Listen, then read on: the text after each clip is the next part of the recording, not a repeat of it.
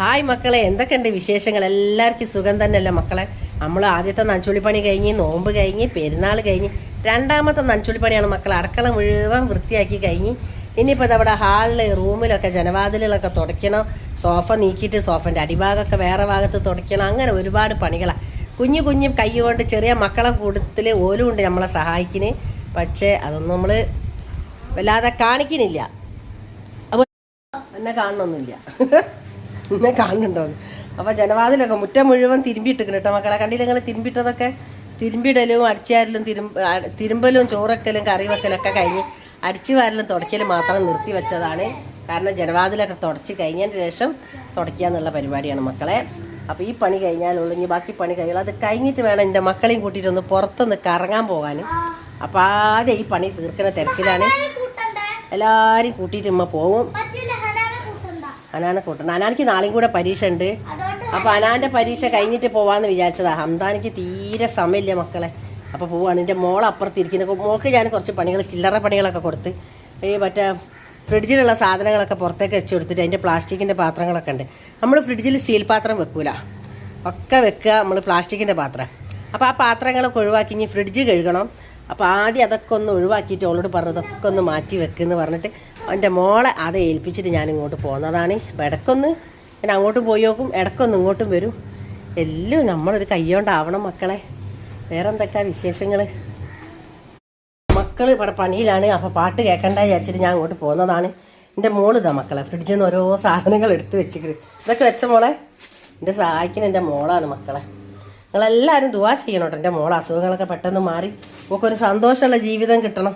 അതിനുവേണ്ടി നിങ്ങളെല്ലാവരും ദുആ ചെയ്യണം മക്കളെ. നമ്മളെ ഫ്രിഡ്ജിൻ്റെ കോലം കണ്ടെങ്കിൽ നോമ്പ് കഴിഞ്ഞതിന് ശേഷം തൊട്ടിലിനെ തന്നെ കാണണ്ടില്ലേ? നമ്മളെ ഫ്രിഡ്ജിൻ്റെ കളറ് കണ്ടില്ല, മങ്ങി നാശമായിരിക്കുന്ന ഒരു സോഫ കണ്ടില്ല മക്കളൊക്കെ. ഫ്രിഡ്ജിൻ്റെ ഡോർമലും കാണാൻ കേട്ടോ.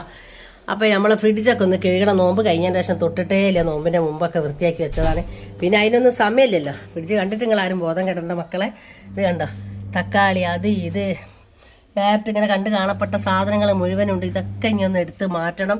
പേക്ക് പിന്നെ ഡോറിൻ്റെ മുകളിലൊക്കെ നിങ്ങൾ കാണാൻ നോക്കേ വേണ്ട. ഡോറിൻ്റെ മുകളിൽ ഇതാ ഇങ്ങനെ സാധനങ്ങൾ ഡോറിൻ്റെ മുകളിലുണ്ട്. എല്ലാം ഒന്ന് വൃത്തിയാക്കണം മക്കളെ. അപ്പോൾ അതിൻ്റെ തിരക്കിലാണ്.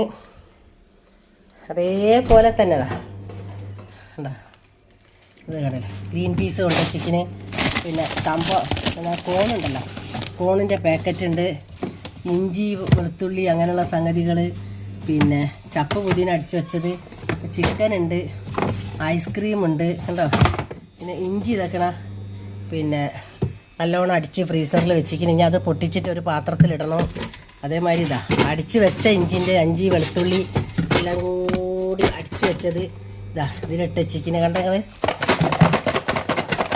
അങ്ങനെയുള്ള സാധനങ്ങളുണ്ട്. അതെല്ലാം കൂടി ഇഞ്ചി വെളുത്തുള്ളി എല്ലാം കൂടി വെച്ചതാണ്. ഇഞ്ചി വേറൊരു പാത്രത്തിൽ വെച്ചിരിക്കണേ. പിന്നെ അതെന്താ അത് ചിക്കൻ ഇതാ ഒരു പാത്രത്തിൽ വെച്ചിരിക്കണേ. ഇങ്ങനെയുള്ള സംഗതികളൊക്കെയാണ് മക്കളെ വെച്ചത്. ഇത് പുതിനാണ് മക്കളെ. ഇത് ഗ്രീൻ പീസാണ്. ഗ്രീൻ പീസ് നമ്മൾ പയറ് പോലത്തെ വാങ്ങിയിട്ട് നമ്മൾ കൈൻ്റെ മുളന്നു കായ്കളൊക്കെ എടുത്തിട്ട് ഒരു പാത്രത്തിൽ കവറിലാക്കി വെച്ചതാണ്. പാത്രത്തിലാക്കി വെക്കാൻ സ്ഥലമല്ലേ അച്ഛൻ നോമ്പ് അതിനെക്കൂടെ അങ്ങനെ ചെയ്താൽ. ഇനി നോമ്പ് കഴിഞ്ഞാൽ അങ്ങനെയൊക്കെ ചെയ്യും. ശേഷം തേങ്ങ ചമ്മന്തി ആക്കിയത് ഫ്രിഡ്ജിൽ വെച്ചത്. ഇനി ഇനിയിപ്പോൾ നിൽക്കാൻ പറ്റില്ല, വലിച്ചെറിയാനേ പറ്റുള്ളൂ. നേരമില്ലേ ഇനി. അങ്ങനെയൊക്കെയാണ്. ഡോറിൻ്റെ മുകളിലതാ പുതിന അച്ചയിലൊക്കെ ഉള്ളത് വെച്ചത്.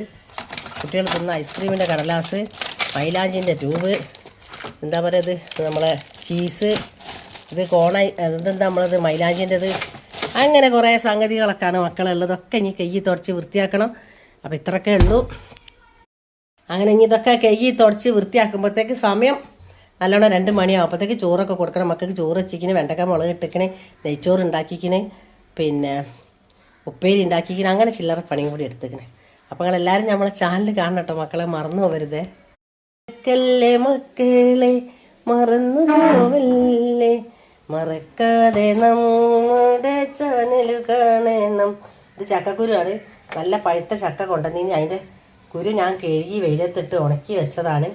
ഇത് ഞാൻ ഉപ്പേരി വെക്കാനും പിന്നെ കുറച്ച് പരിപ്പിട്ടിട്ട് നുള്ളിക്കൂട്ടാനാക്കി വെക്കാനൊക്കെ സൂപ്പറാണ്.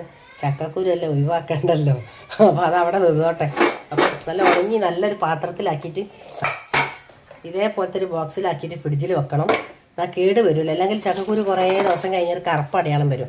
അപ്പോൾ ഇതേമാതിരി തന്നെ നിൽക്കും, എപ്പോഴും നല്ല ഭംഗിക്ക് നിൽക്കും. ഇങ്ങനത്തെ ഒരു പാത്രത്തിലാക്കി മൂടിയിട്ടിട്ട് ഫ്രിഡ്ജിൽ വെച്ചാൽ മതി. അപ്പോൾ അങ്ങനെ ചെയ്യണതാ. പാത്രങ്ങൾ ഇതാ കുറേ കഴുകി വെച്ചിരിക്കുന്നത്, ഇനി കുറേ കഴുകാനുണ്ട്. ഒക്കെ ഇനി കുറേ സെറ്റ് ചെയ്യണം. നോമ്പാകുമ്പോൾ കുറേ പാത്രങ്ങളൊക്കെ വേണ്ട മക്കളെ. കുറേ പാത്രങ്ങൾക്ക് കുപ്പിപ്പാത്രം താഴത്തേക്ക് ഇറക്കിനി അതൊക്കെ മുകളിലേക്ക് കയറ്റി. ഇതൊക്കെ ഞാൻ ഒരാൾ ചെയ്യണം മക്കളെ. അപ്പം എൻ്റെ മോളോട് ഞാൻ പറഞ്ഞു ഫ്രിഡ്ജിൽ നിന്നൊക്കെ എടുത്തു തരാൻ വേണ്ടിയിട്ട്. അങ്ങനെ കുറച്ച് എടുത്ത് തന്നപ്പോഴത്തേക്ക് എൻ്റെ മോളെ കൈക്കൊരു വേദന പോലെ വന്നു.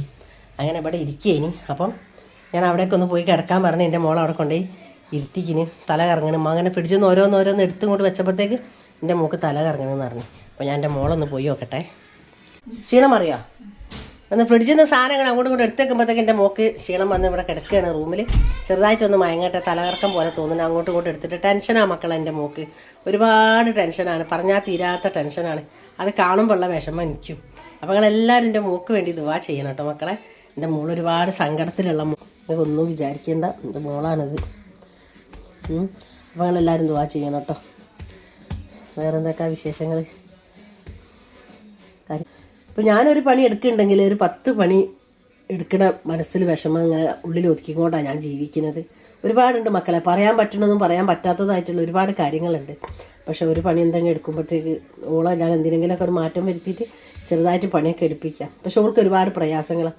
എൻ്റെ സൂക്കേട് വന്ന കാരണം കൊണ്ടല്ല അമ്മ ഞാനിങ്ങനെ ആയിപ്പോയത്, ഒറ്റപ്പെട്ടു പോയത്, ഇന്നായിരിക്കും വേണ്ടാതായത് എന്നൊക്കെ ചോദിക്കും. ഞാൻ പറഞ്ഞാൽ ആർക്കും വേണ്ടെങ്കിലും ഉമ്മക്ക് വേണം മോളെ എന്ന് ഞാനും പറയും. നമുക്ക് മരണം വരെ ഒഴിവാക്കാൻ പറ്റൂലല്ലോ. ആർക്കും വേണ്ട, മക്കളൊക്കെ വലുതായിക്കോട്ടെ, വലുതായിട്ടുള്ള ജോലിയും കാര്യങ്ങളൊക്കെ തേടിയോല് പോയിക്കോട്ടെ. എന്നാലും മക്കളുണ്ട് എന്ന് പറയാലോ. അപ്പോൾ ആ കുട്ടികൾ വലിപ്പം വെച്ചാലും അന്നെ ഒരു ഒഴിവാക്കൂല, അന്നെ പൊന്നുപോലെ നോക്കിക്കോളും. ഉമ്മ വയസ്സായി, ഉമ്മ ആയാലും വാപ്പായാലും വയസ്സായാലും മരിക്കും. വയസ്സുകൊണ്ട് നോക്കുകയാണെങ്കിൽ ഉമ്മയും വാപ്പയൊക്കെ ആദ്യം പോവും. പക്ഷെ അന്നെ നോക്കാൻ എൻ്റെ 3 മക്കളുണ്ട്, ഈ ബേജാറാവണ്ടെന്നൊക്കെ ഞാൻ പറഞ്ഞു കൊടുക്കലാ മക്കളെ. അപ്പം നിങ്ങളെല്ലാവരും ദുആ ചെയ്യണം, ലൈക്കും സബ്ബൊക്കെ തരണം, മറന്നു പോകരുത്. എൻ്റെ എല്ലാവരും നമ്മളെ കൂടെ ഉണ്ടാവണം കേട്ടോ. അങ്ങനെ കാണും മക്കളെ. അപ്പം കേട്ടെ, ഈ ബാക്കി പണിയും കൂടി എടുക്കാണ്ട് കരയരുത് മോളെ. ഒരു രീതിയിലും കരയാം. അള്ളാഹിനോട് എല്ലാ കാര്യങ്ങളും നമ്മൾ പറയാം. അള്ളാഹ് നമുക്ക് ഏറ്റവും വലുത്. അള്ളാഹിനോട് എല്ലാ സംഗതികളും പറയാം. അള്ളാഹിനോട് പറഞ്ഞു കഴിഞ്ഞാൽ ഈ എല്ലാ 5 ഒത്ത് നിസ്കരിക്കുന്നതല്ലേ മോളവിടെ ഇരുന്നിട്ട് അള്ളാഹിനോട് പറഞ്ഞ് കരഞ്ഞു കഴിഞ്ഞാൽ അള്ളാഹ് ഏതെങ്കിലും ഒരു സമയം സ്വീകരിക്കും മോളെ. ഇപ്പോൾ അള്ളാഹിൻ്റെ പരീക്ഷണമാണെങ്കിലും അള്ളാഹ് ഒരു നേരെങ്കിലും ഒരുപാട് സങ്കടപ്പെടുന്നുണ്ടല്ലോ.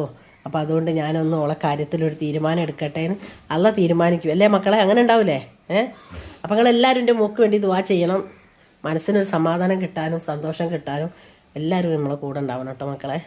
എൻ്റെ മോളെ രോഗം മാറാൻ നിങ്ങളെല്ലാവരും പ്രാർത്ഥിക്കണേ മക്കളെ. അപ്പം നമ്മളെ ഫ്രിഡ്ജൊക്കെ തുടച്ച് കല്ലിലക്കളെ കാണുണ്ടെങ്കിൽ ഒക്കെ തുടച്ച് വൃത്തിയാക്കി. കണ്ട, ഒന്നും നോക്കണ്ട കുട്ടികളെ. കണ്ടങ്ങള്